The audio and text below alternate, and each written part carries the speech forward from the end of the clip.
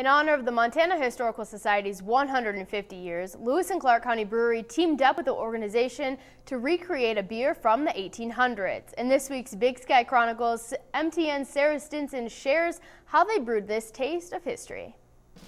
Big Sky Chronicles, sponsored by Big Sky Plumbing and Heating. Call the plumbers you can trust. Call the Big Sky guys. We wanted to give people a sample of what history was like back then and an opportunity to taste a little bit of history. So the Montana Historical Society invited Lewis and Clark Brewery to flip through pages of several Kessler Brewery beer logs from the 1800s. Sean and I went in and we took a look and went through a bunch of the different logs. By the third hour, they were just mesmerized by the information that they were finding. Found an old 1892 brew log and decided to recreate their porter.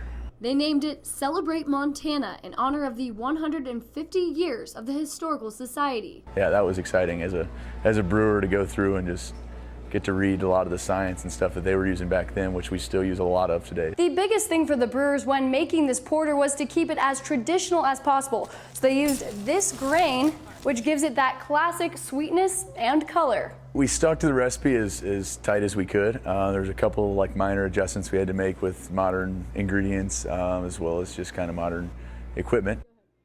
And with every glass poured, some of the proceeds from the beer will actually go to them to help them out. Not only does Bowman thank the owners of the brewery for their support, but also for giving her the taste of history she was hoping for. Might this be something that Charlie Russell might have had back in the day? You know, it's like tasting a bit of history. It was quite fun, and it's a very good beer. In Helena, Sarah Stinson, MTN News.